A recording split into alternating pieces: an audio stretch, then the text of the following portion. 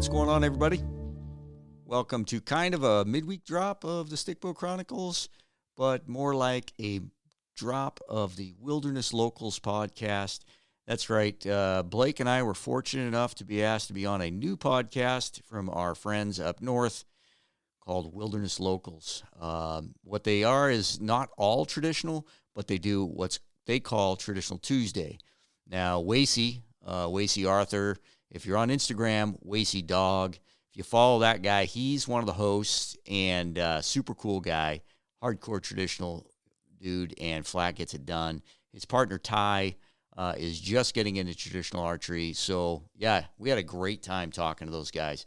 And what we told them we'd do is take the audio and drop it on our platform. So you can listen to it here, but what we'd like you to do is look up Wilderness Locals Podcast on any platform you're listening to this and subscribe. They're good dudes. I think they're going to do a great job, and I'm stoked to hear a podcast coming out of the Great White North. My apologies for the audio in the beginning. My recording equipment wasn't working with their platform, so I used a quality mic that I used to use, but I was not aware of its sensitivity because I hadn't used it in a while. So in the beginning, you'll hear a lot of moving around and stuff. It doesn't sound very good. That's on me. It's not on them. So my apologies. Yeah, I think they're going to do a great job. Happy to help them out. Had a blast talking to them, and I think that's all I got. So hope you guys enjoyed as much as Blake and I did shooting the breeze with these guys. Have a great week. Roger out. That's like a Canadian thing to say, right? That's man. Dude, I'm almost Canadian. I'm like 60 miles south. I feel like we're brothers. You're in Idaho, right? Yeah. Yeah. I've been to Idaho, and there's nothing Canadian about Idaho. Well, the only thing Canadian about Idaho is Highway 95 and all those friggin' Alberta plates going Mach 9 south. Like, you guys drive so fast, it's unbelievable. Yeah, we drive up here. If you ain't first, you're last in Alberta. Okay, but here's the thing. Here, I'm going to offend people from Alberta now because I'm from BC, right? We were driving to go see Wasey in southern Alberta last year to go mule deer hunting. And me and Chad were just like, what are all these lines in the road for? And every time you're coming to a stop sign, I'm like, I don't understand it.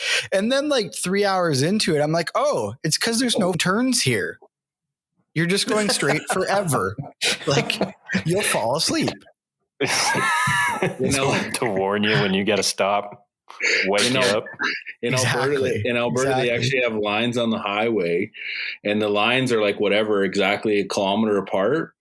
And so they actually monitor guys in airplanes. That's how they see if you're speeding or not. Yeah, they like our Highway 2 and stuff. That's how they keep up with speeders on that highway. Is they fly above it.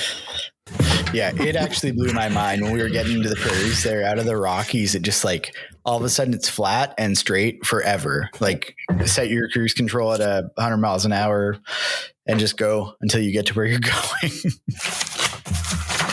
So 2 of y'all from Canada, 1 from North Idaho, and I'm from Texas. So what y'all are saying is I can't bitch about being cold. Well, I don't know. I think it's colder there than it is here right now. Is it really? I think so, probably. I mean, I don't have snow. He's on the coast, so that they don't really have a winter, right? Tyler is. Yeah. Yeah, I think the lowest temp we saw was -10 and a wind chill down around -30, which I know from talking to Wasey a minute ago, that's a warm flip-flop day for them, but...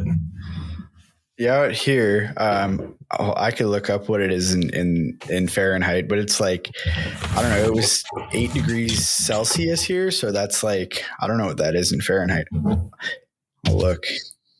Well, that's way above freezing. That's above freezing, yeah. Oh, yeah. Yeah. Yeah. 46 degrees here today. Damn. Yeah, he's coastal. He's coastal though, yeah. So where on the coast are you at, Tyler? I'm like 2 hour and a half, 2 hours from Vancouver. So I'm about as coastal as it gets. So how do you know Wasey? His cousin is one of my best friends. So we hooked up like that and hit it off and been buddies ever since. So in the States, when you say hooked up, that's a little different. Yeah, no, none of that. No. No. We did share a hotel room though, so Yeah, and he was eating mountain houses for a few days there, so it was not a good smelling hotel room. So hey, so what do you want to talk about? Where are we going with this? I mean, whose format do we follow? Do we follow my format or your format, or what are we doing? Let's follow your format. You run it, and we'll just if you give me the file, we'll just dump it on ours as well. So put them on both. Yeah, let's do it. So basically, what we do is we kind of got tired of all of the hunting podcasts out there that are dudes just bragging about how they're the best hunters on earth and giving advice that they're not fit to give. So I'm having everybody on, guys that have killed one deer and guys like Snyder that kill a pile of deer every year. Right. And, we're just talking hunting stories. So, I mean, I got both you guys here now, right? So we can talk about, how you guys got going, who you are, what you do, maybe outside of the podcast a bit, and kind of go from there. No, I like your approach. I heard that earlier, and with the Stickbow Chronicles in the beginning, I kind of boxed myself in, right? Because it's just all about stick bows, and now we've been able to branch out a little bit. But right from the get go, I would love to talk to some other guys and just like you're talking, talk hunting stories. I think you got a great idea there. Cool. Thanks, man. It's it's fun too, because you get to hear a lot of people's perspectives, and going from talking to guys that are brand new to talking to guys that are like extreme veterans or experts is pretty interesting, right? So I actually don't know that much about your story, Rob, and I know very little about your story, Blake, about how you guys got going and if you were born into it or what the deal is. So how did you guys get started hunting? You want to start, Blake? I grew up in Massachusetts, right? And when people think about Massachusetts, it's like all city and stuff. But man, I had a ton of ground to run around in. I was in the woods 24/7 from the time I was about 6, but I didn't have anybody to show me anything. So I was just like, I was just ate up with it. And why? I got no idea, because there was nobody. There was nobody that to lead me along. And so I dreamed about going out west, and I ended up when I was 21, 22. After getting done with my service, I headed out west and went to a guide school. Oh, cool. And you talk about, so you guys all old enough to remember Cheers, the show Cheers? I think I may have caught the tail end of it. Yeah. Cliff Clavin, right? I sounded like Cliff Clavin, full on. And here I am guiding elk hunts in the Frank Church Wilderness in Idaho, and it's like full on Cliff Clavin. But no, I always on the podcast that I tell my story is that I'm not a great hunter. I've done a lot, but I have got to hunt with some of the greatest hunters around. Right. Yeah. I've, through guiding in Idaho and Alaska, I had opportunities to meet and hunt with some of the best. So that's my story. I never did hear your story, Rob, fully how you ended up in Alaska guiding, and you should just tell us that quick. Yeah. So when I was guiding in the Frank Church, there was a dude named Dan Hooper. He was pretty legendary with the outfit. I mean, the guy, he's one of those guys who could probably fly a plane first try, shoe a horse. He's a hell of a taxidermist. He's good at everything. Well, he ended up in Alaska guiding brown bear hunts. And in 2006, so wicked. Oh, yeah. So in 2006, another friend of ours booked a hunt with them. And then they asked me, hey, will you come up and video it? So I'm like, holy smokes, yeah. So I went up and we had a fantastic hunt. We ended up 75 yards, from a toad. I think it was 9.6 or 9.8. And get it all on video. Boom, shoots. It was a rifle hunt. And he kills the bear. Well, I just hit it off with the outfitter and their family. And they're like, hey, will you work on getting your, guide's license and come up? So the season was, I think it's springtime in the even years and fall in the odd years.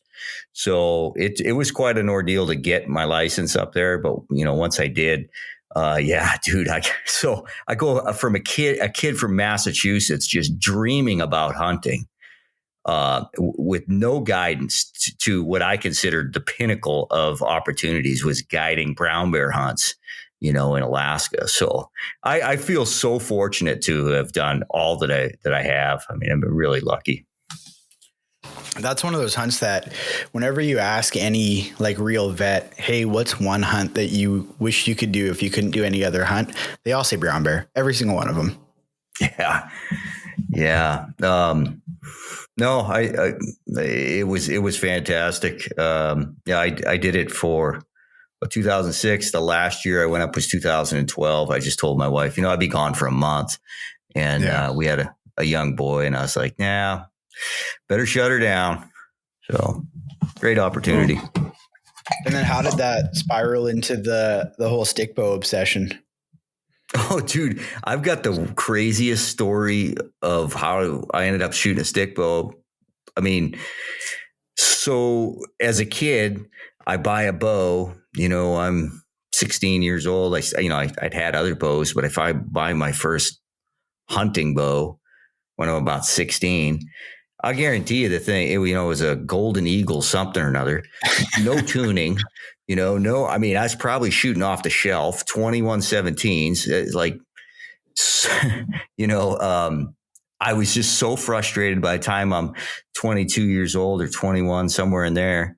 I'm just pissed off. I can't hit shit. And so picked up a bear takedown, and within a couple of arrows, I was hitting stuff. And I'm like, well, hell, this works. So, yeah, I mean, I couldn't hit shit with a compound. So I picked up a recurve. That seems like a pretty far departure from today. A guy can't hit anything with a compound, so they pick up a stick. Yeah. Well, it was just you talk about my learning curve has been a long sweeping turn, and not having any guidance, with a compound. It was just, it was just easier with a recurve. And that was about, that was 89. That was about when Traditional Bowhunter magazine came out. And, that was when Fred Asbeld was putting his books out. So there wasn't a lot of people out there, but there was just enough information to make me feel like I wasn't alone. That's perfect. And so since then, it's obviously turned into a full on obsession for you. Eh? A while back, I was filling out some form, some application thing. And one of the questions was, it's probably 7 years ago. This is just what I do. I mean, I don't go to bars. I don't, I just shoot my bow and I'm out in the woods screwing around. The question on the application was, how do you practice bow hunting? And it really struck me I sat there and I thought, well, shit, that's my life. It's not practice. It's just what I do.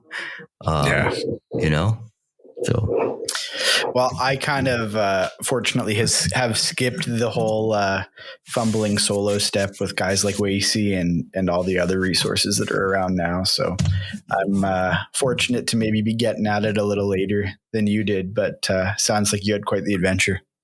Oh, it's my life has been an adventure for sure. Nice. What about you, Blake? How'd you get going? Man, it was just I just grew up in it. One of those things that my grandpa hunted, my dad hunted, so I hunted. My grandpa was a rifle hunter, so he never bow hunted. But my dad, whenever he was young, probably in his 20s, he started hunting with a bow. Him and a few of his buddies, and he fell in love with it from the get go. And whenever I was growing up, so I was probably 10 years old. He was part owners in an archery shop, and so I grew up around archery and bow hunting, and was just that's from the get go. That's pretty much all I wanted to do. And that's not to say that I only hunt with a bow. I hunt with a bow 95% of the time, but if I can get a muzzleloader tag here or there or something else, I'll hunt other ways if I can get some different opportunities. But no, so I shot a compound from the time I was, could walk pretty much until a couple 3 years ago. And, I've been pretty much all stick bow since, barring, a shoulder injury and a hiccup here or there. But anymore, that's pretty much all I want to hunt with is a stick bow. I don't get too fired up about getting out with anything else. Yeah, that's fair, man. It's crazy to head into the woods with them for sure. Yeah. And I mean, for me, it was just, if you'd have told me 10 years ago that I'd end up being a stick bow only bow hunter, I probably told you were crazy. Just because at that time back then, there wasn't, not to say that there wasn't a ton of people doing it and doing it successfully, but maybe it wasn't the information wasn't as readily available, and those people weren't as easy to access as maybe they are now. And, what little experience I had around stick bow guys, not to sound too down in the dumps, but they just weren't very good. So I didn't have much interest in going out in the woods and flinging a bunch of arrows around and not really hitting anything. So I guess, and the main thing that kind of spurred my interest is seeing, some of the guys like Aaron and, some others through social media have a lot of success and, shoot the bow really well. And, I'm a competitive guy. I'm a pretty driven guy, goal oriented and all of those things. So I thought if they could do it, then I want to try it. And, here we are. That's pretty much my story of how I got to where I'm at. And in the last, 2-3 years, I've started, going out of state a lot more than I used to and trying to dip my toes in different waters. So. Yeah, I think that's one major advantage of being central in the U.S. a little bit, or in the U.S. for that matter, is you can hit all those states. It kind of blows our mind up here how you can be in Idaho and hunt Montana and Colorado, and if you have a spot in Texas or whatever, you can't really do that in Canada if you kind of hunt the province you're in.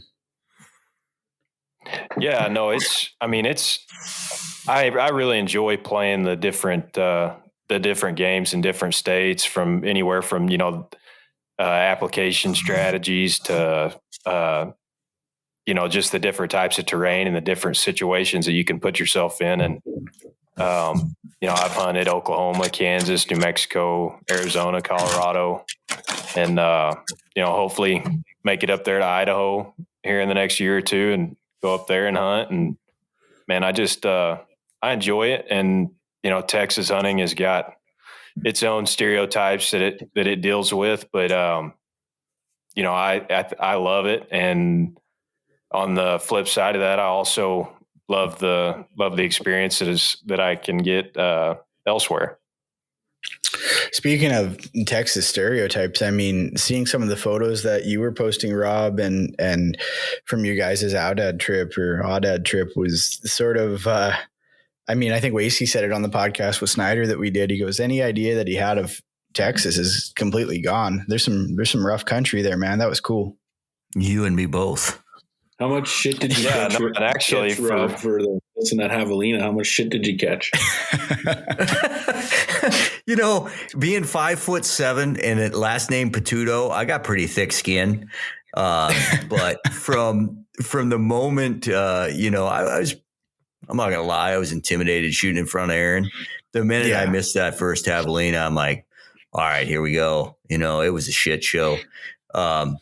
But the cool thing for me, like, he's putting it up on Instagram. It was a struggle mentally. The story for me was like really just like, okay, you know what? Those Javelinas own me, but I just staying focused to make a shot on a sheep was like the 4 days is like what I was focused on. And, and at one point I told Aaron, I'm like, hey, I'm going this way. And went up the creek and I shot a freaking Javelina, and like 5 minutes later I shoot a Javelina. I'm like, all right, you can come back now. Just stay away from me when I got to shoot. And I guarantee you the guys that were talking all that shit in the comments, I would love to see their shots because I guarantee you they would miss some shots as well. Oh yeah. Like I said, I got thick skin. It was, it's funny. It's funny, Wasey, because like the last week or so, it's really kind of hit me that I just bow hunt because I love it. Right. I was doing it.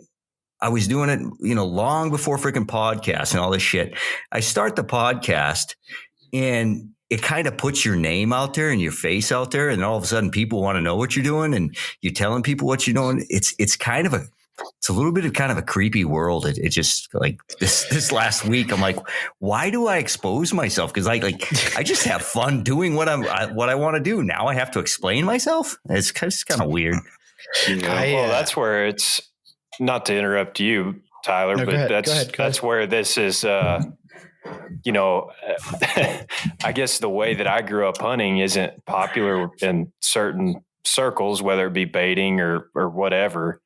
And it's just the way I've always hunted. And it's never seemed easy to me. It's never seemed like it's not fair. It's none of that. And so social media, like Rob said, you start putting yourself out there and then it's and everybody and their dog wants to tell you why what you're doing is not right or whatever. It's like, man, I don't know. I've just done this my whole life and this is the way we do it. And this is what I do. And I guess I'm sorry if you don't like it. Yeah. With the podcast, you put yourself out there because you're it's part of the podcast. And it's been, I can't believe where this podcast has gone. But then I look at people like nobody in particular, but I see people like posting themselves up there and posting their shooting and all of this. And I look at them and go, why do you want to just expose yourself to, to everybody? Like we're doing this over here for a reason for the podcast. And it kind of sucks, to be honest with you. So why would you, willfully put yourself through this? I don't know. Man, I was just saying to Wasey the other day, like, I kind of like not having told any stories about myself yet or like kind of clued people into my backstory at all. It's good. I mean, I was talking to the photographer Nick Treehern from Northern BC here because he's going to come on and we were just chatting or whatever. He's like, by the way, what's your name? I'm thoroughly enjoying the anonymity that I have, and I'll try to keep it going, I guess. And that's you should have a stage name. Dirk Diggler. There you go. That's the thing about social media too. I want to pull the plug some days so bad and just say to hell with it and go back to life before it. But I really enjoy, like, I would have never met you guys or met Aaron or anybody without it. So it's kind of like, it's kind of like, man. It's kind of like, it's a double-edged sword. There's no doubt. Yeah, I mean, and that's part of one of the components of this whole podcast is we're not like, it's not a soapbox for me to talk about myself. I want to share cool stories from cool people and bullshit with people and maybe do some good in the conservation side of things and just have fun too, man. Like this just should be a cool thing. I don't want to be the next Gritty Gunman or anything like that, right? Yeah. Without belaboring the social media topic, because I would much rather talk about hunting. Yeah, for sure. It is such a small fraction of the negativity, as opposed to how much positive, like Wasey said, you get to meet all these people, right? That you would never meet. And, good people, and people sending you pictures of their harvest and, whatever they kill and, the excitement and the joy and all that. But it just takes one dickhead to just derail everything. You're like, really? Why do I even do this? But yeah, it is a powerful space for sure. I mean, go ahead, Wace. Yeah, one thing just one negative for me from social media is, remember back in the day, Rob, you'd go to a hunting shop and there was a brag board and you'd look at all the big deer and you're just kind of like, you just stand there and stare at them. And now if you want to see big deer, you just click on one page and with the flick of your thumb, you can look at 50 mule deer over 200 inches. It's almost taken away from me the magic of, what seeing a truly big animal is. And like, it doesn't take away from my hunting. Like I still get excited for chasing whatever, but just the social media it's so watered down and flooded out. I just, when I see elk pictures and stuff, I just scroll right through. No, I'm with you. Yeah. Just got to click on a different tab. All right, we're starting to sound like crusty old man here, hating on social media a bit. So let's skip right ahead here, and why don't you hit us with Rob or Blake? Hit us with like maybe one of your favorite stick bow hunts to date. Go ahead, Blake. You're a killer, man. Too. No, I mean, I haven't been doing this very long, so I've only got a few to choose from. But, it's probably hands down my favorite is that first high country mule deer hunt that I did in Colorado, and it was my first hunt up there, my first hunt in that kind of elevation or anything like that, and I was really, really on the fence. I'd been shooting a stick bow for about a year at the time, and I was shooting well and felt confident with it and everything, but I was on the fence going into it on whether or not I was going to take my compound, just because it's, going into an unfamiliar environment, chasing deer in an unfamiliar terrain. And, we that's backpacked me all the way right now.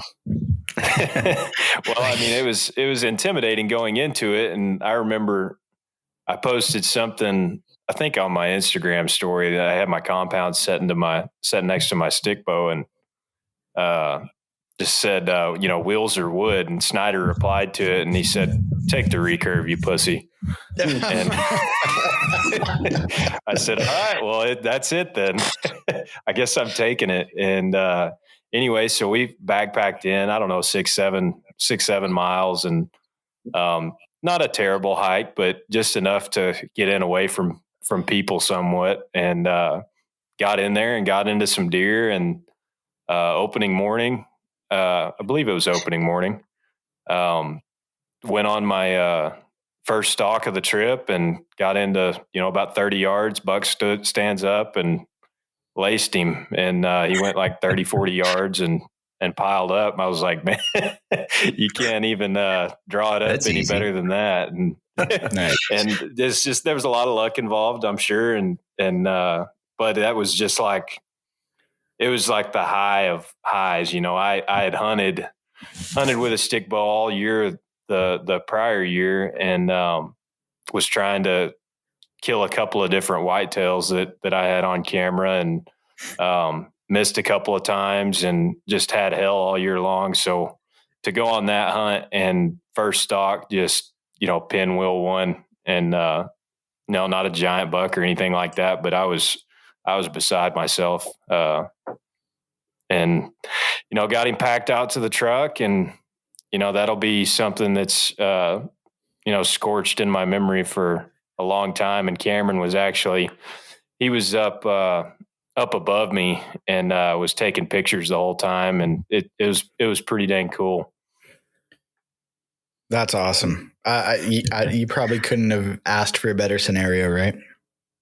No. So I don't know how deep you want to dive into details, but there was a giant group of deer. There was probably 30 deer in this group, and 4 of them split off by themselves. And it was the buck that I shot, and there was 3 does, and they bedded in a good spot, kind of up underneath a ledge.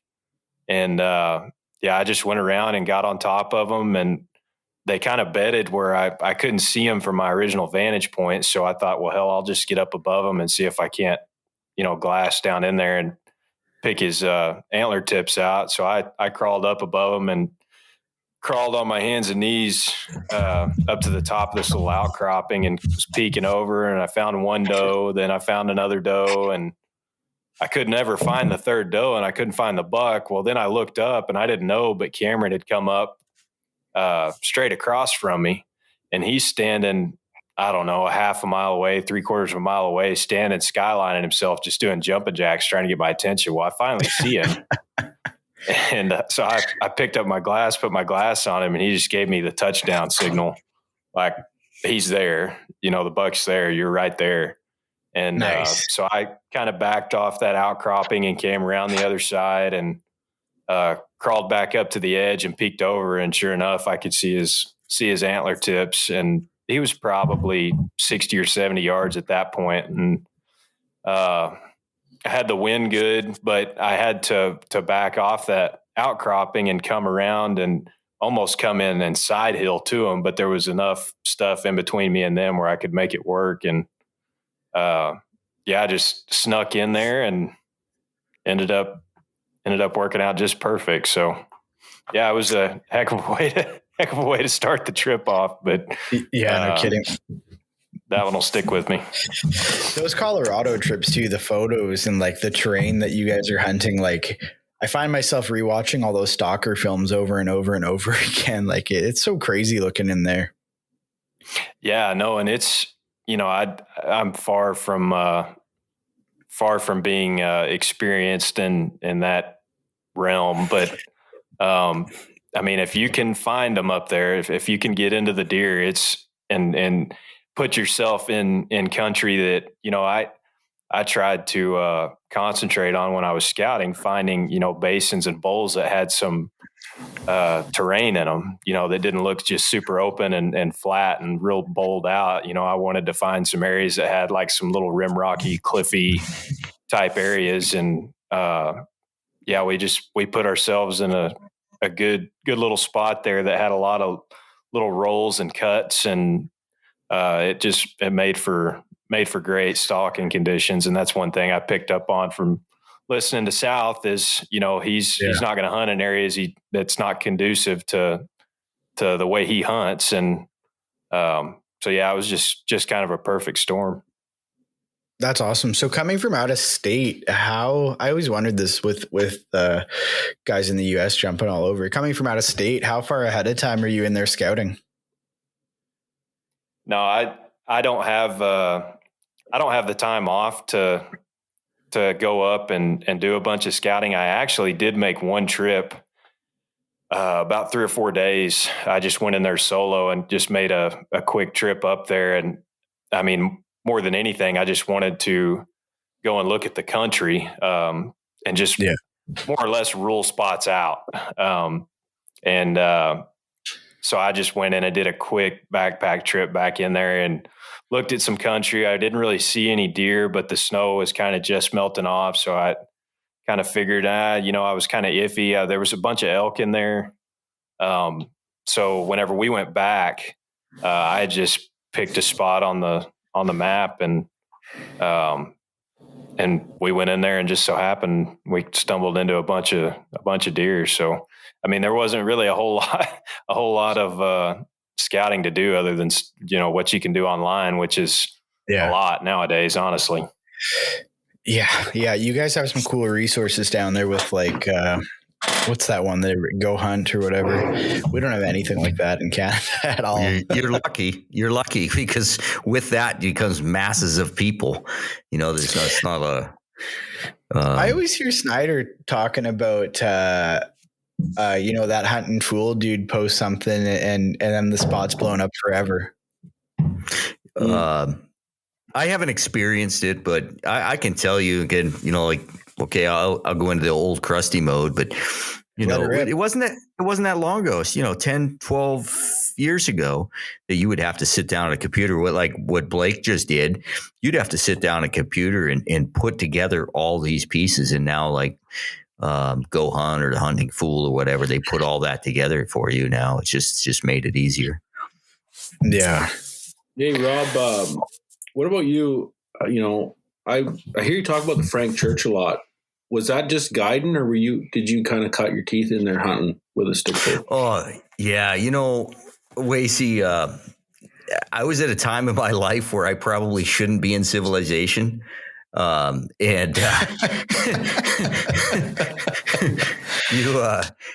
so I went to the guide school back there and great bunch of guys and it's just hard work. And, so I spent the season in there and we'd come out the end of November at that time.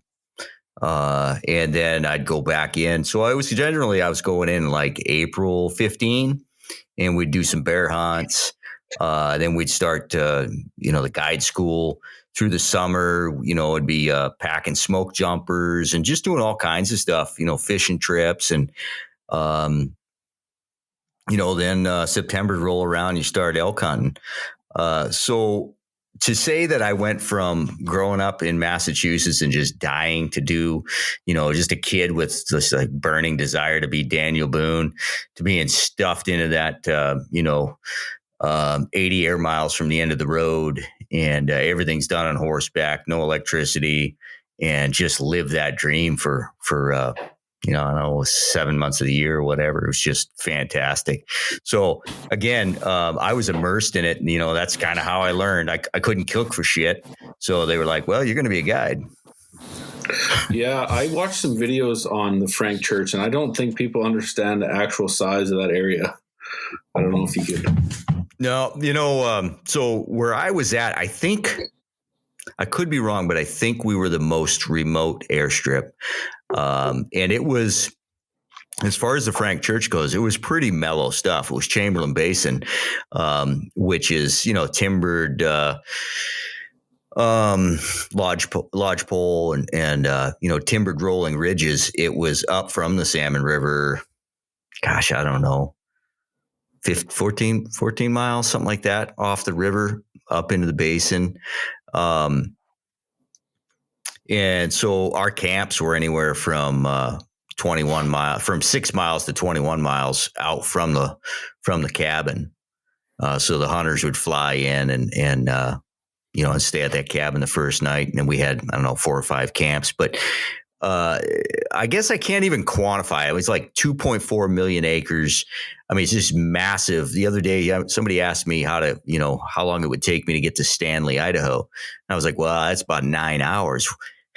Well, it's because you can't drive north to south in Idaho because it's just got this massive wilderness there. And guys, I can't convey to you what the elk herds were like in there prior to the wolves. And, everybody in Idaho has their wolf story, but it's heartbreaking to know what it was in the Frank Church. I mean, the predators there were thick prior to the wolves. In 1 year, I saw 7 lions. Well, you guys know if you see a lion, that's pretty awesome. To see 7 of them, that means you got a pretty high population. Yeah, for sure. Yeah, so lions, bears, in the meadow in the evenings in like June and early July, there'd be 150, 175 cows and calves down there in the summertime. it was just an elk. It was elk paradise. You'd have tons of people flying in, just private people flying in and hunting off the airstrip. I mean, it was a bustling place. I mean, it was people used the wilderness. There was a reason to be in there, and now it's desolate. There's no friggin' elk in there, and nobody goes in there. It's just awful what's happened in there. So what kind of happened with the wolf population in there? Are they just still running pretty thick, or have they kind of moved on now that there's not much game to eat? I'm not sure, to be honest with you. Nobody's in there enough. I mean, Gus Thorson, he's been on the podcast a bit. He's probably the guy to ask. But nobody really goes in there enough. Like I said, we'd be in there from April to mid-November. We kind of had a finger on the pulse of what was going on. Well, today, the Fish and Game doesn't have money. There's no reason to fly in there. I know from hunters that have attempted to elk hunt in there that it's pretty sad. And I've gone in there 2 years here recently, bear hunting in the springtime, so you're up high and you're glass and, you're doing a lot of time behind the glass, and, you might see eight elk. That's astounding. Yeah. So I'm assuming both predator and prey has crashed in there. I remember, as a younger guy, I remember my dad and my uncle sitting around talking about, because the wolves that got reintroduced in the States came from Alberta. They were trapped here, and they're big timber wolves. And my dad and my uncles, they just were sitting around the table drinking coffee, talking about how crazy it was that somebody would actually want wolves, because we spent our whole lives up here pretty much fighting them. And now it's just it's quantifying. And they're going to Colorado. Like I don't know. It's a topic in itself, but it is. And I think anybody's naive if they don't really believe that the people pushing these wolves, their ultimate goal is just that there's no more hunting, right? They always say, well, let nature take care of itself. Well, it's too late for that. So it's sad. And if you can imagine, you guys can imagine how just tiring it gets talking about it. I mean, it's water under the bridge. We kill them suckers every chance we get. It's not their fault, but it's the lack of management. You guys know you don't manage them through just recreational hunting. It's not like a freaking deer. I mean, those things are. Yep. Well, it's open season year round up here, and it never ends. So I think they just proposed that in Idaho, which I don't know what kind of difference that's going to make. But Idaho has been the best state. Maybe Wyoming's doing a pretty good job, but Idaho's pretty much said no, we're going to do this our way. And that's how I kind of feel that the people that are behind this reintroduction stuff, I feel like the only one reason they want it is to let the wolves take care of the elk. It's just to push out hunting. It's just it's another way to try and stop hunters. That's what I believe. Actually, I packed in some students. I think they were from the University of Oregon. I think it was 1990. They came into the Frank Church. They flew in, and I packed them in, and they traveled around at night howling, looking for wolves. The funny thing is, hindsight's 2020. Funny thing is, I can't say that there was a wolf in there. But, there was one hell of a dog track in there for a couple years, and we all thought it was a wolf. But you'd think that all of the Fish and Wildlife and all these people coming in, biologists, you think they'd ask the outfitters what's going on? And we just like, well, they're freaking here, but you don't know it. And maybe it would have made a difference if we threw the red flag up and said, time out, we got some already. Yeah. Crazy. Go ahead. I wasn't going to ask anything. I was just going to let you guys keep rolling. Oh yeah, no, I know, and it's kind of just like I feel like you're the same way, Rob. It's just beat to death, and the only thing we can do is just keep manage them as much as we can, and just hope for the best. It's pretty cool when we started that. We started that deal where we're paying guys to kill them down here. Yeah, I got that poster sent to me, and I was like, well, saddle up, boys. We're heading south. I just somebody was telling me, gosh, I think it was Jim Eckhout. He's got a buddy from Alaska that came down last year and cleaned house. Some of them are $1,000 a pop. So, in Idaho, in a lot of places, you're allowed 20. So that's pretty good haul.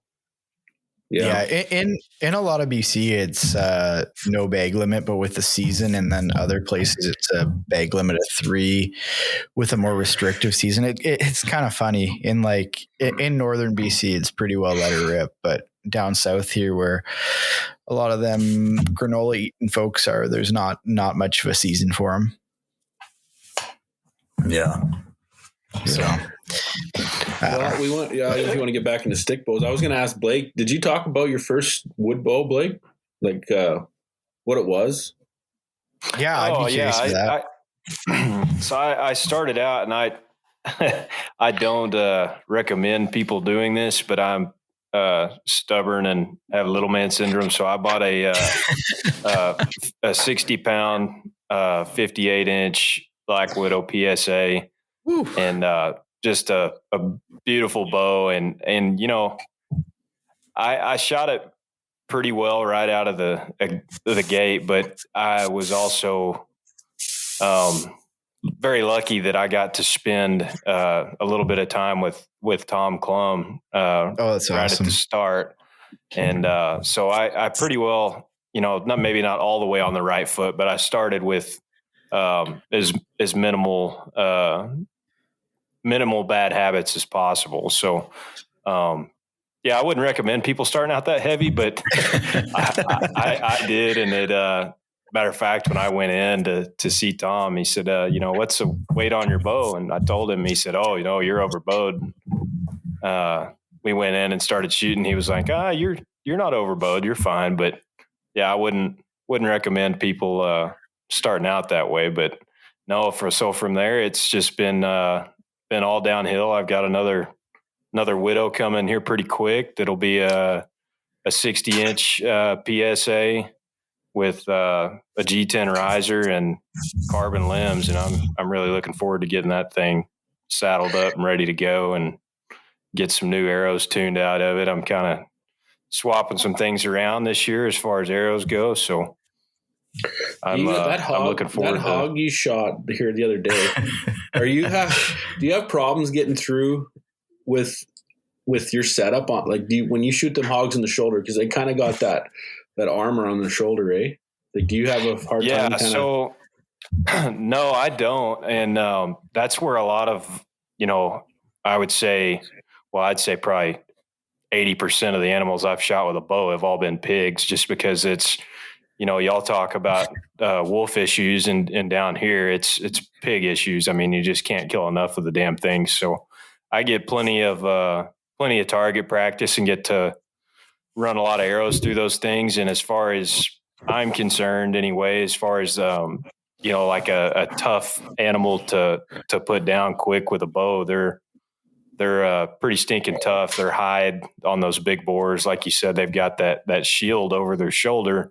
And it's basically like, I don't know, it's like cartilage almost. It's kind of hard to explain. It almost feels like bone when you touch it. It's like hard, but it's more or less like scar tissue that they build up from fighting with each other is always what I've been told. But no, so that's kind of what I've based all of my, broadhead choices and arrow weights and limb weights or whatever is off of shooting those big boars. And I've gotten some pretty crazy results with the setups I've been shooting those things. And I generally, like, if I pinwheel a big boar in the shoulder, I'm not going to go all the way through it, but I'll be hanging out the other side, more times than not. And to me, that's a big win, because even with a compound, it's pretty hard to get all the way through those things, even shooting 80 pounds. It's they're a tough animal.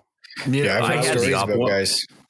Go ahead. I had the opportunity to skin one monster pig out. It's one big boar when I was in Texas some years ago with the Wenzel brothers. And Blake can't overstate enough what that shield is like. It was a bitch to skin. It's just massive. And it can be. Go ahead. Sorry. Go ahead, Wasey. No, I was just going to say, we have a small population of wild hogs up in Alberta. And back in the day when I was a younger kid, I had a 70-pound compound, and I remember shooting 2 hogs. They were in the same group, and my arrow only went in maybe 6 inches with the compound. I shot them in the shoulder, and they weren't very big pigs. So that's why I was kind of asking this big hog you shot. I was like, man, how are you getting all the way through? But no, I don't get all the way through those big ones very often with the stick bow. I've done it a couple of times, but generally, if you hit them in the shoulder, there's not a whole lot you're going to do to get the arrow to go all the way through them. Usually, what good practice is if you're wanting to get all the way through them is just wait for something quartering away and try and get it through that behind that shield and then out the chest is honestly probably the best shot to take on them to go all the way through them. But no, so that they're not like big boned like an elk or a moose or anything like that, but I think their hide, it's usually got mud and all. It's just their hide is really tough, and then you factor that shield into them, and they're about as good of a broadhead test or an arrow test as you could ask for, honestly. When we were talking to Jack Spinks once. I did a podcast with him, and he was talking about those hogs over in Australia. They were rolling all the time in that mud, and he was talking about the getting through that mud was a big issue on hogs. Just to start to get into the goods, that clay and dirt was taking up some of the energy from the broadhead. It's wild. Yeah, and not to make a product plug or anything like that, but that's kind of where I came to the edge retention on a broadhead being so important, because going through that hide and mud and shield and everything else, if that thing's dull by the time it enters the chest cavity, it's not going to go very much further. And if you've got a head that can stay sharp all the way through there, I've had a lot better luck getting through to the other side. Yeah, for sure. What are you guys shooting for broadheads? Well, we're both shooting iron wills. Yeah, he talks about edge retention. Do you see how many of those broadheads I bounced off the rocks and still killed javelinas with them? I think it was last year. I accidentally shot over the back of a bear at like 60 yards with a compound, and I went cruise down, got my arrow, went back, got my stuff together, went for a cruise, and shot that same bear with the same broadhead, and it was an iron will wide. Yeah, it was still sharp. So nice. Yeah, nice. No, that's what I'm shooting too. How did them javelinas smell? Because I asked Snyder, and his answer was pretty vulgar. But a lot of his answers are vulgar. I couldn't smell them when I was out there, so I couldn't tell you. It's like the perfect COVID animal. One of the ones I shot didn't smell that bad, and I was like, "Oh, you guys are full of shit." And the second one I shot was like, "Oh my gosh, I didn't even want my arrow back. Holy smokes!" Yeah, really. Eh? What are you shooting for a bow, Rob? I shoot a Black Widow PCH right now. I'm digging it. I got some carbon limbs coming, but I got to give a shout out to you guys for getting Jared Tolkey on. I'm a big fan of Jared and Dan's. Such great people, and they build a great product. I used to shoot Tolkies, so I was I tried to get Jared on the podcast before, so I was pretty stoked to hear you get him on. That was awesome. He's just like the nicest dude, man. Like, I find myself talking to him about just random stuff that has nothing to do with bows. He's just a good dude. So have you guys, did you guys ever come down south and meet Jared and Dan, or just over the phone stuff? So I've just been over the phone, but Dan invited me down. I'm going to go shoot his stable here. But I'm just waiting for this border thing to clear up. You mean shoot his stable? You mean shoot all the bows down there? Yeah. I want to get into one of his longbows, but I'm a little gun shy on it. Just with longbows, I've had some bad ones, but I wanted to try him first. And he's not that far from me. He's only 8 hours or something. So I'm like 3 hours from him. But I got to say, my claim to fame is I know somebody that shot a Toki bow from day one. My buddy Mike, he shot Toki whips, crying out loud from, nobody knew who Dan Toki was. I didn't even know. He's shooting these Toki whips. But they've been cranking out good bows for years. They're good dudes. Really good dudes. I mean, when you meet Dan and Jared, they'll give you the shirt off their back. I mean, full of really good knowledge. Just great people to have in the community. Yeah, it's too bad the border's closed. We're going on a archery mountain goat hunt here in August, and it would be really nice for my hunting partner Chad out here to host them with us while we're going, but doesn't look like that'll happen with the border. So. You guys don't think it'll be open by August? Man, I don't know. I could say some pretty vulgar things about the dude running the place up here, but no, I don't think so. We got a guy with an IQ of a first grader running the country, so yeah. Hey, us too. Well, put them together. They might get out of grade school. Oh, dude, somebody just sent me, I got to open my phone here quick while we're doing this, because somebody just sent me a meme like right before we started this thing. And it said, it was like, your guy has his head so far up China's ass, you can see Trudeau's feet. That's a good one. That's a good one. Yeah, I referred to him as the gay king in a podcast earlier, but I think that got some people real upset. So, well, we all have our crosses to bear. But I'll tell you, when I was up in Fairmont, I think up in Fairmont or something. I was like 3 or 4 hours north of the border there. In BC or. Yeah. You said that to me the other day when we were texting. I don't think that's a place in BC. Where's that? Fairmont? I don't know. I don't know if that's like BC's just north. Big. Yeah, BC's big. What do you know? Yeah, right. Anyways, we were up at some hot springs up there. And, you know what? You're right. I just Googled it. That's a hot springs. We're good. Okay. Rob knows more about BC than I do. I'm sorry. No. So anyways, I love Canada. I can't wait to get back up there and hang out. Yeah. Those guys are awesome. I was up there hanging out, the kid and wife and kid up there in Hot Springs. And it was actually embarrassing because when people found out I was from the United States, and this must have been, it must have been right after the election, when Trump got in. All anybody wanted to do was talk about Trump.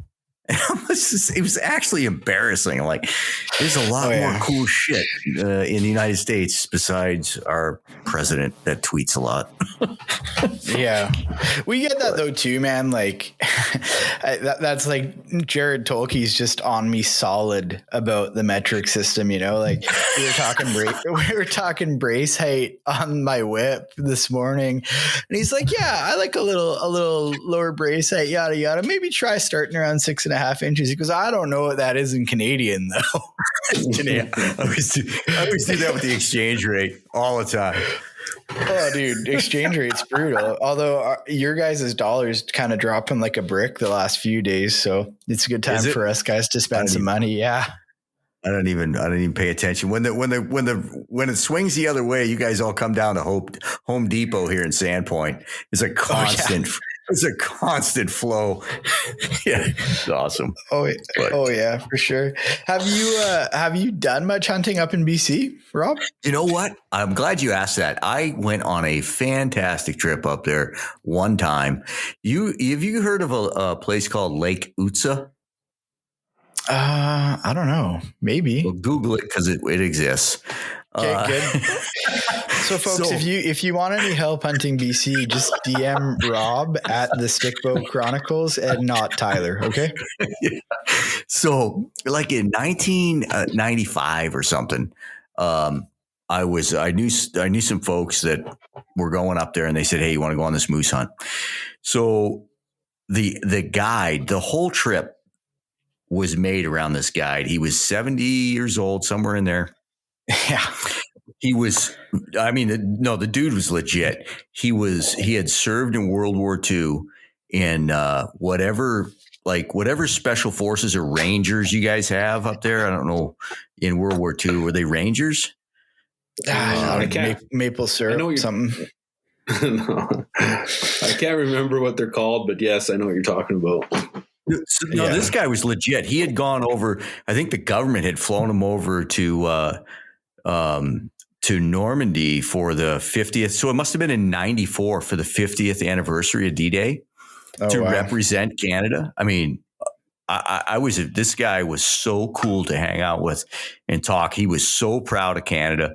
I absolutely loved hanging out with him. The hunting sucked, but I had such a blast hanging out with his dudes. All those old boys too in World War II, they all volunteered. There was no draft here. No. Oh yeah. Yeah. So they're all hard as nails, those guys. So the funny thing is, like, it was 100 miles of dirt road. We get to this barge. We load all our shit on this barge. We go across the lake. We stay at this cool cabin. We did end up, my buddy ended up killing a moose like the first or second day. Just a little dink. And there was nothing left around. So the old guy, and legit, dude, he's like 70. We barge back across because the hunting sucks. We drive 100 miles of dirt road, and I think we went into Burns Lake. I think he lived in Burns Lake. And this dude's drinking like a fish. And he's freaking hammered. And it is a full-on snowstorm. And I don't know, it's probably 1 o'clock in the morning. And I got a deer and an elk tag, and he's trying to get me to shoot a deer in the road in the middle of the night of the headlights. I'm like, no, man, no, I am not falling for this. So we stayed in Burns Lake with his family, and the guy was just so cool to hang out with. We end up driving around town. He's trying to get me to shoot a black bear in town. I'm like, no, I'm not going to do that. But that was my one trip to BC. And I just had a blast. That guy was just the salt of the earth. Sounds like a real A1 hunting experience you had in BC. You know what though? He had guided his whole life. He guided in Tweedsmuir. Yeah. And had just some great stories. I mean, he was just a backwards guide, and it was a great experience. I really enjoyed it.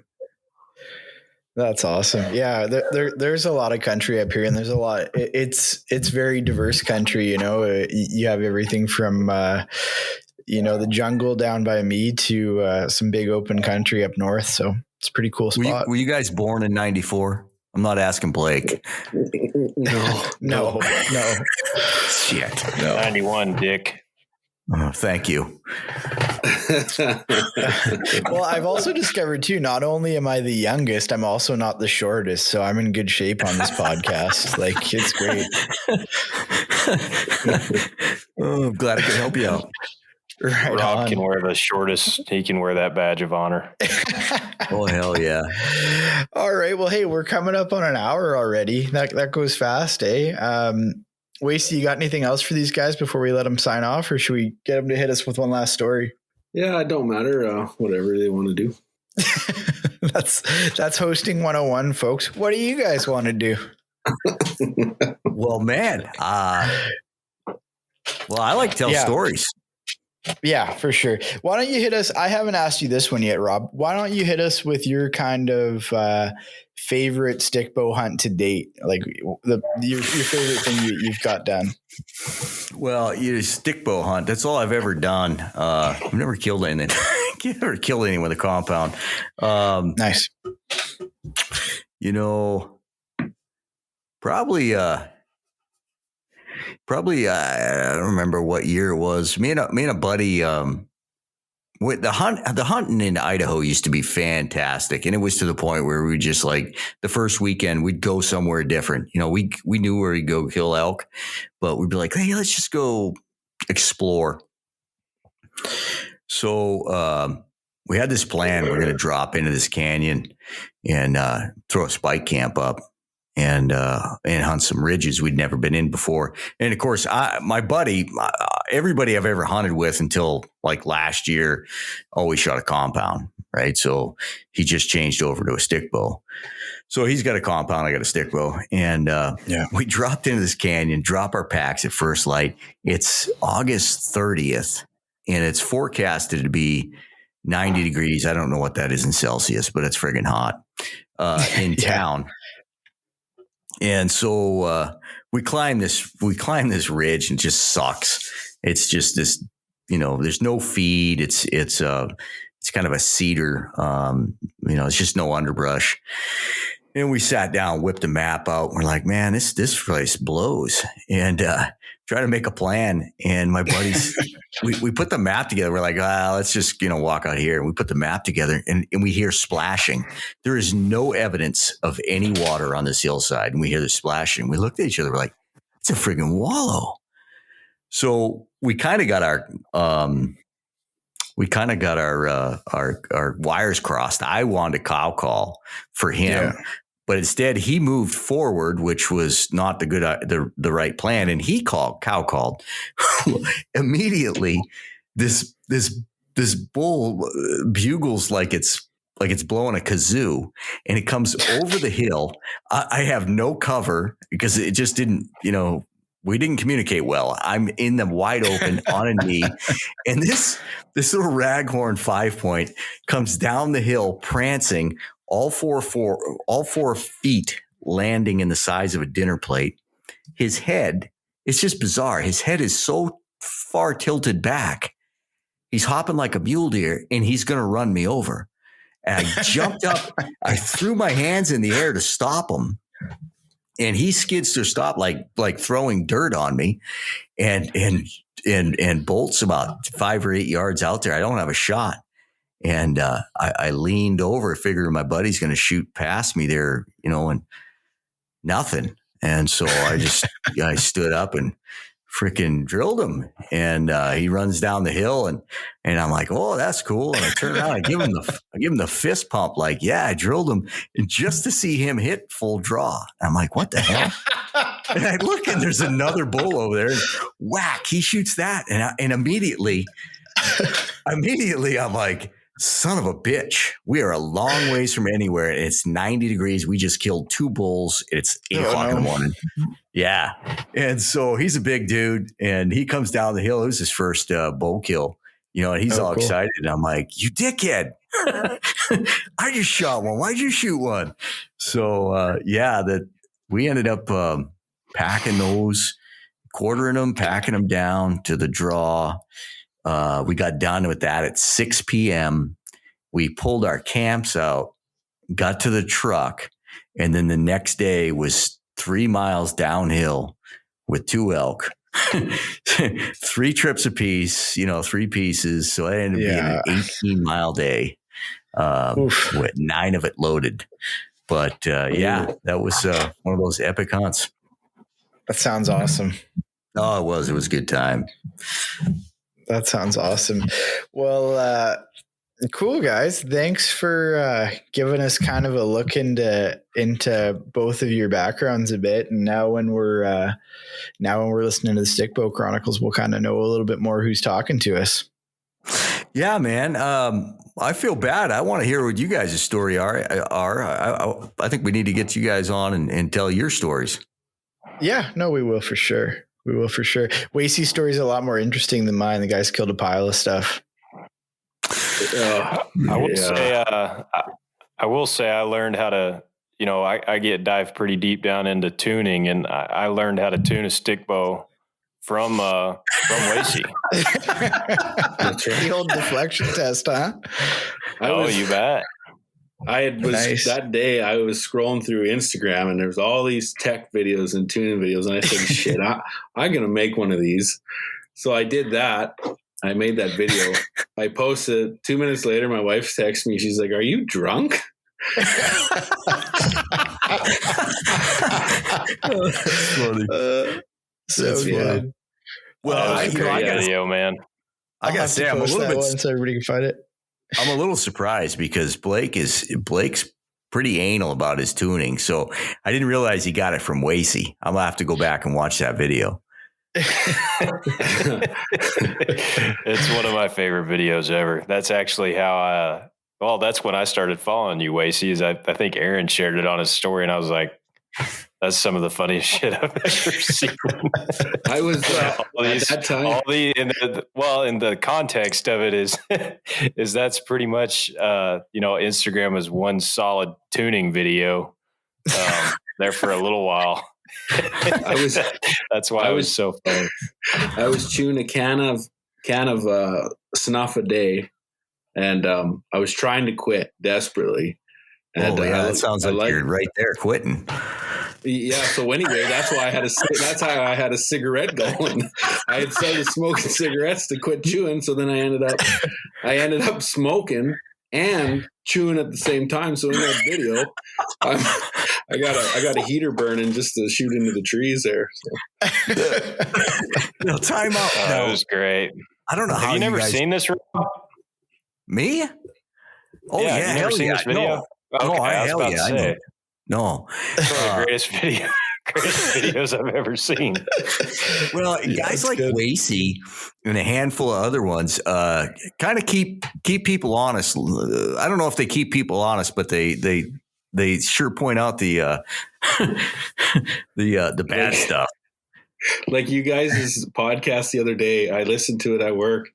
And I was like, man, if they are not in the same room, they're going to be punching each other in the shoulders when they're talking. Dude, that was awesome.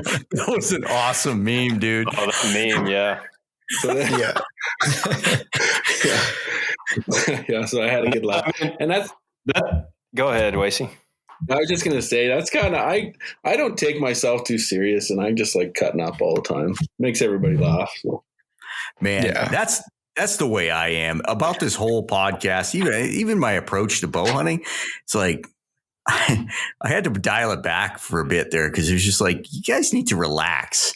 Just like go out and have fun. Everybody's like freaked out about what they're, front of center and, and all this stuff. Just like have fun, man. Chill. Yeah. One thing I'm gonna bring up the trail cam debate quick. Just I don't want to go too deep into it. But one thing that you guys never brought up as a positive to it is what I always figured for the working man, a guy that couldn't have time to really go and scout, and the camera could scout for him. So, he could go in there, pull his card. And if he only had 2 days to hunt, he could still burn in, check that card, and just go from there. I always considered it as it was a poor man's scouting tool.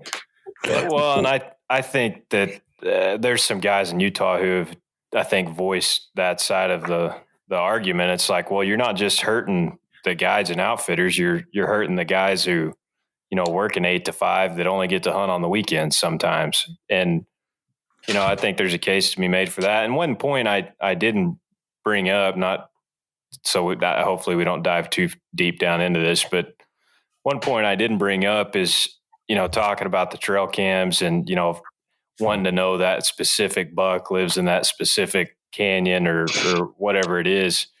I still have fun with that. Now, on the flip side, Rob and I have talked about that, like whenever I was growing up as a kid, the nostalgia of going and sitting and not knowing what's there. Like there was a lot of fun to that. And I certainly acknowledge that. But, whether it's right or wrong, I don't know. But a lot of the the fun that I get now is playing the game with a specific deer. It's like one-on-one, me versus you. I know you're there, and I'm going to figure it out. I'm going to figure out how to get an arrow in you one way or another. And that's one thing I didn't necessarily bring up that I wished I would have. And another thing too, for bear baiting, a trail cam is almost a must. If you want to try and kill the biggest boar that's living in them woods, I don't know, you could sit, but it's just how much time do you have to sit? That's another thing too, right? And if you're working all the time, it's pretty tough. So a trail camera, for bear baiting, I always just relied on it just to be like whether to sit or not to sit, so. Well, I've got a question for Wasey, but before I ask the question, I got to tell Blake that I hate you and my dad hates you.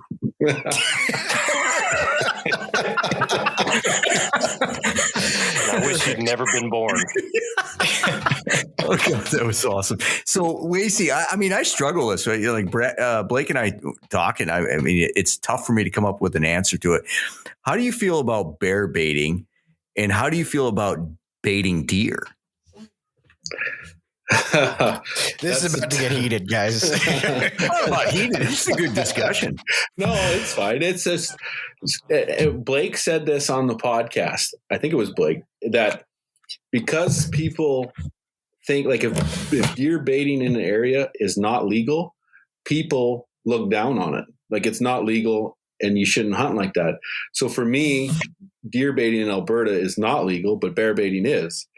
So it's hard. You really have to have an open mind. And I always said, and one thing that always drove me nuts about Saskatchewan guys, because in Saskatchewan baiting is legal, but they would hide it on the TV shows. They would always dump it and hide it behind Jim Shockey. The magic log. That's a joke we have running with my buddies up here. Yep. Them guys all have magic logs up there. But if you're going to bait, just show it. I don't know why you have to hide it. If it's legal, just show it, because they're trying to portray something that isn't actually real. So for me, if it's legal, yeah, heck yeah, why not? I mean, everybody else is doing, like Blake said, on the other side of the fence, there's some guy with 8 feeders. So, I mean, you got to kind of, I don't know. Yeah, we can be friends, because that's always been, not to cut you off, but that's always irritated the hell out of me, because there's so many people that bait that lie about it. Yeah. And I think if more people, more of the hardcore hunters who do bait and do hunt over bait, maybe just were honest about it, that maybe it wouldn't get quite the disdain that it does. But, talking about in a state where it's illegal, if a guy goes and dumps a bag of corn out in a state where baiting is illegal, then, that's obviously not fair at all, because he's got an unfair advantage over everybody else. Now, on the flip side of that, if it's legal and everybody's doing it, well, everybody's on a level playing field, and the deer, they know what's going on. They're smart to it. So no, I think it's funny you say that about the magic log, because I see that in people's trail cam photos all the time. And watching some of Jim Shockey's videos growing up, it was very evident that those deer eating something on the other side of that downed tree. Yeah. BC is 180 out from Alberta. We're allowed to bait deer, but not bears. Really? Shut up. Yeah. Holy smokes. Yeah. Yeah. It's pretty interesting. We're also falling over bears out here, though. They'd be piling in. And with that being said, there is zones in Alberta that are not legal to bait bears. Because of grizz, and you can't bait, because more than likely you're going to have a grizzly show up. So it's touch and go. But as far as my personal view, I'm not opposed to any style of hunt as long as it's legal. I am opposed to crossbows, so just put that out there. Yeah, we can be buddies. Nobody wants to touch that one. Oh, with a crossbow thing? Oh, yeah, it's I'll go get my bat that I've broke from beating that horse. Yeah. That's my 2 cents on all of it. But in BC, they last season, when the new regulations came out, our rigs last 2 years at a time, so 2020 and 2021, when those regs came out, they introduced a cellular trail cam ban a month before season and 10 days before season ends. So basically those last 2 weeks of August, when a cell cam is useful to get an inventory of what elk or deer in the area, they're banned then. So you can run regular trail cams on bait here now, but you're not allowed to run them cellular. And a lot of those places you would put them are not areas that you would want to, pack into to check those cameras before season started anyway. So, but what an enforcement nightmare. I mean, the more technology, the more regulations, it's the enforcement is just, that's tough. I know where Rob's coming from too, because back in the day we just hunted. Like we went out, you read sign and you hunted. And to be honest with you, I'm not opposed to banning trail cams. If they wanted to ban them, I'll make it along just fine. I got no qualm with it, but I will use them that they're legal. Let me ask you, did I come across on that podcast as being anti trail camera? No. Okay. I just think you're maybe just like didn't like that. You were leaning to the opposite side of the side that I was leaning to. Of course, that's why we work good together.